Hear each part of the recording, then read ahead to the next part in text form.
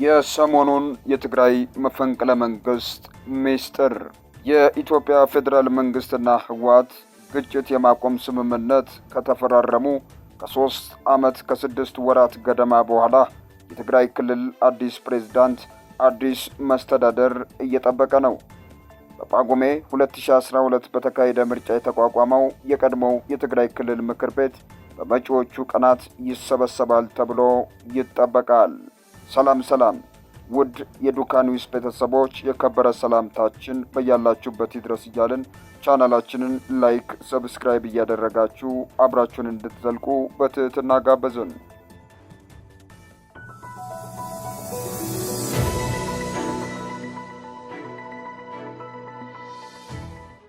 የምክር ቤቱ ወደ ሥራ መመለስም ይሁን የሚያሳልፋቸው ውሳኔዎች የትግራይ ክልልንና የፌዴራል መንግስትን ቀጣይ ግንኙነት ምን እንደሚመስል የሚበይኑ ይሆናሉ ተብሎ እየተጠበቀ ነው። ይህን ምዕራፍ በመቀሌ ዩኒቨርሲቲ የፖለቲካል ሳይንስና ስትራቴጂክ ጥናት ትምህርት ክፍል መምህር የሆኑት ዶክተር ሚካኤል የመጨረሻ ማስጠንቀቂያ ሲሉ ይገልጹታል። ከጦርነቱ በፊት የነበረውን ሁኔታ አሁን በቀጥታም እየተስተዋለ ነው የሚሉት ዶክተር ሚካኤል ህወሓት ጊዜያዊ አስተዳደሩን ለማስወገድ ለማፍረስና የራሱን መንግስት ለማቋቋም የሚሞክር ከሆነ የፌዴራል መንግስት ህገ መንግስታዊ ጥሰት ብሎ ሊፈርጅ እንደሚችል ተናግረዋል። ፌዴራል መንግስት ህወሓትን ማቋቋም የሚችለው ህጋዊ የሆነው መንግስት የለውም የሚል ድምዳሜ ላይ ከደረሰ ጣልቃ ሊገባ እንደሚችል ገልጸዋል። ስለዚህ የፌዴራል መንግስቱና የህወሓት ጦርነት የማይቀር ነው ሲሉ ስጋታቸውን አጋርተዋል። የሚመለሰው ምክር ቤት የቱ ነው? የፌዴራል መንግስት ህገወጥ ብሎ የፈረጀው የትግራይ ክልል ምርጫ የተካሄደው ጳጉሜ 4 ቀን 2012 ነበር። በምርጫው 5 ፓርቲዎች ቢሳተፉም ህወሓት ከተሰጡ ድምጾች 98 በመቶ በማግኘት አሸንፈዋል። በውጤቱ መሰረት የተቋቋመው የክልል ምክር ቤት 190 ድምጽ በማግኘት የሚሳተፉና 15 በድምጽ የማይሳተፉ አባላት እንደነበሩት በወቅቱ ተገልጧል። ምክር ቤቱ መስከረም 14 ቀን 2013 ባካሄደው ጉባኤ የህወሓት ሊቀመንበር ዶክተር ደብረጽዮን ገብረ ሚካኤልን የትግራይ ክልል ርዕሰ መስተዳደር አድርጎ መርጦ ነበር።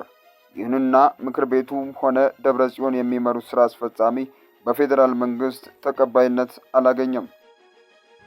የፌዴሬሽን ምክር ቤት በመስከረም 2013 መጨረሻ ከትግራይ ክልል ምክር ቤትና ከስራ አስፈጻሚው ጋር ያለውን ግንኙነት እንዲያቋርጥ ወሰነ። የበጀት ድጎማውንም አቆመ። ህወሓት ከ6 ዓመታት ገደማ በፊት በተካሄደ ምርጫ የተመሰረተውን የትግራይ ክልል ምክር ቤት ወደ ሥራ እንዲመለስ መወሰኑን በይፋ ያሳወቀው የፓርቲው ማዕከላዊ ኮሚቴ ሚያዝያ 7 እና 8 2018 ዓ.ም ባካሄደው ስብሰባ በኋላ ነበር። ውሳኔውም በቀዳሚነት ያጸደቀው የትግራይ ብሔራዊ ምክር ቤት እንደሆነ የህወሓት ቃል አቀባይ ሚካኤል አስግዶም ከመቀለ በቅርብ ርቀት ላይ በምትገኘው ሂዋነ ከፓርቲያቸው አባላት ጋር በተደረገ ስብሰባ ላይ አስረድተዋል። ኮሚቴው ከትግራይ ሰራዊት አመራሮች፣ የትግራይ ጊዜያዊ አስተዳደር ካቢኔና የህወሓት ማዕከላዊ ኮሚቴ ተውጣጡ 9 አባላት ያሉት ነው። የህወሓት ማዕከላዊ ኮሚቴና በርካታ አባላት ያሉት የትግራይ ምክር ቤት ለውሳኔው ይሁንታ መስጠታቸውን ቃል አቀባዩ አስረድተዋል። መቀሌና ሂዋንን ጨምሮ የህወሓት ከፍተኛ አመራሮች ባለፉት ሳምንታት በተለያዩ የትግራይ ከተሞች ባካሄዷቸው ውይይቶች የውሳኔውን አንድምታና አስፈላጊነት ለፓርቲው አባላት፣ ለነዋሪዎችና ለመንግስት ሰራተኞች ሲያስረዱ ሰንብተዋል። ግጭት የማቆም ስምምነቱ ፈርሷል። የህወሓት ስራ አስፈጻሚ ኮሚቴ አባል ተክላይ ገብረመድህን በትግራይ ጊዜያዊ አስተዳደር ስር ከሚገኙ የመንግስት ተቋማት ሰራተኞች ጋር በተደረገ ውይይት ላይ የህወሓት ስራ አስፈጻሚ ኮሚቴ አባል የሆኑት ተክላይ ገብረመድህን ግጭት የማቆም ስምምነቱ ፈርሷል ሲሉ በአጽንኦት ተደምጠዋል። የፕሪቶሪያ ውል የለም፣ ፈርሷል። ራሳችንን የሚያዳክም አሬንጅመንት ይዞ መሄድ አይጠቅመንም ያሉት አቶ ተክላይ የትግራይ ጊዜያዊ አስተዳደር በግጭት የማቆም ስምምነቱ የተቋቋመ በመሆኑ እጣ ፈንታው ፈርሷል ካሉት ውል እንደማይለይ ገልጸዋል። ጊዜያዊ አስተዳደሩን ከማስቀጠል ወይም ከማስተካከል አዲስ የሽግግር መንግስት ከማቋቋም ወይም ምርጫ ማካሄድ ይልቅ በፕሪቶሪያው ግጭት የማቆም ስምምነት የፈረሰውን መንግስት ወደ ቦታው መመለስ የተሻለ አማራጭ እንደሆነ አስረድተዋል። ውሳኔው የተሻለ አማራጭ የሚሆነው ምክር ቤቱ ህጋዊ በመሆኑና ህዝባዊ ተቀባይነት ስላለው እንደሆነም ሲናገሩ ተደምጧል። ዶቼ ቬለ ከጠቅላይ ሚኒስትር ጽሕፈት ቤትና ከመንግስት ኮሚኒኬሽን ጉዳዮች አገልግሎት በኢሜይልና ቀጥታ ስልክ በመደወል በጉዳዩ ላይ ምላሽ ለማግኘት ያደረገው ጥረት አልተሳካም ሲል ዘግቧል። የትግራይ ክልል አመራሮች ኤርትራና በአማራ ክልል የሚንቀሳቀሰው ፋኖ ጋር ግንኙነት እንዳላቸው የፌዴራል መንግስት ማረጋገጫ እንዳለው ማሳወቁን ባለፈው ሳምንት የፈረንሳይ ዜና አገልግሎት ዘግቧል። የፌዴራል መንግስት የመረጃ ምንጭ ለፈረንሳይ ዜና አገልግሎት ያቀረቡት ማረጋገጫም ከህወሓት ከፍተኛ አመራሮች አንዱ የሆኑት ዶክተር አዲስ ዓለም ባሌማ ያስተላለፉት የውይይት መቅረጸ ድምፅ ቅጂ ነው። በዘገባው መሰረት ዶክተር አዲስ ዓለም በአማራ ክልል ከሚንቀሳቀሰው የፋኖ ታጣቂ ቡድን ጋር ለመተባበርና ከኤርትራ ጋር የንግድ ልውውጥ ለማድረግ ዝግጁ መሆናቸውን ተናግረዋል። አዲስ ዓለም የድምፅ ቅጂውን ትክክለኛነት ባያስተባብሉም የፌዴራል መንግስት የሰጠው ትርጓሜ የእርሳቸው አገላለጽን እንደሚያንጸባርቅ ምላሽ ሰጥቷል። ፓርቲያቸው አሁንም ለሰላምና መረጋጋት ሙሉ በሙሉ ቁርጠኛ እንደሆነም ተናግሯል። አምባሳደር አዲስ ዓለምን ጨምሮ የፓርቲው አመራሮችና የትግራይ ሰራዊት ከፍተኛ አዛዦች ባለፉት ሳምንታት የሰጧቸው አስተያየቶች ህወሓት ከፌዴራል መንግስት ጋር ከተፈራረመው ግጭት የማቆም ስምምነት በይፋ ራሱን ማራቅ እንደመረጠ የሚጠቁሙ ናቸው።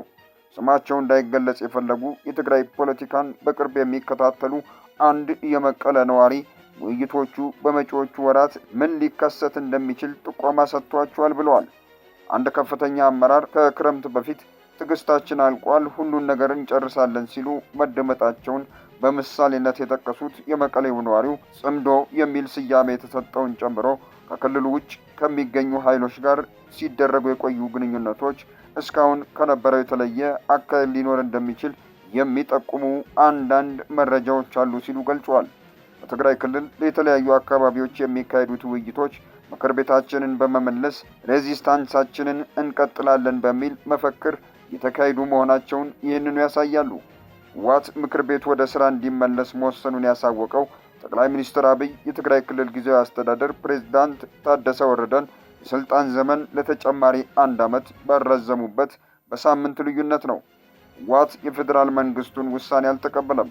የፕሪቶሪያው ግጭት የማቆም ስምምነት በኢትዮጵያ ብሔራዊ ምርጫ ቦርድ አማካኝነት ለክልል ምክር ቤትና ለህዝብ ተወካዮች ምክር ቤት ምርጫ እስኪካሄድ ድረስ በሚፈራረሟቸው ፖለቲካዊ ውይይቶች አማካኝነት ጊዜያዊ አስተዳደሩ እንደሚቋቋም ይደነግጋል። የመቀሌ ዩኒቨርሲቲው መምህር ዶክተር ሚካኤል ፌዴራል መንግስቱ የሌተናንት ጀነራል ታደሰ ወረደን የስልጣን ዘመን ለ1 ዓመት ማራዘሙም ይሁን ህወሓት የሥራ ዘመኑ በ2017 ያበቃ የነበረውን የክልል ምክር ቤት ወደ ሥራ እንዲመለስ ያሳለፈው ውሳኔ ግጭት የማቆም ስምምነቱን ይጥሳሉ የሚል አቋም እንዳላቸው ገልጸዋል። ይሁንና አሁን በፓርቲው አካሄድ ደስተኛ አይደሉም። ስልጣን ማስረከብ እንደሚኖሩባቸው ህወሓት ካሳወቀ በኋላ ሪዮት ከተባለ የማህበራዊ መገናኛ ብዙሃን ጋር ባደረጉት ቃለ መጠይቅ ፌዴራል መንግስቱ ጣልቃ ሊገባ እንደሚችል ስጋታቸውን ገልጿል። የስልጣን ጉዳይን በተመለከተ ግን የማስረክበው ነገር የለኝም የሚል አቋማቸውን ታደሰ ወረደ አሳውቀዋል። የ67 ዓመቱ የጦር መኮንን ስልጣኑን ከተቆናጠጡም በኋላ ጊዜያዊ አስተዳደሩ ግጭት የማቆም ስምምነቱን ለማስተግበር ብቻ ሳይሆን መሰረታዊ ኃላፊነቶቹን ለመወጣት ሲቸገር ቆይቷል። በተለይም የበጀት መቋረጥ፣ የጥሬ ገንዘብና የነዳጅ እጥረት የክልሉን ነዋሪዎች ኢኮኖሚና ጊዜያዊ አስተዳደሩን ክፉኛ እንደተፈታተኑ ታደሰ ወረደ በተደጋጋሚ ገልጿል።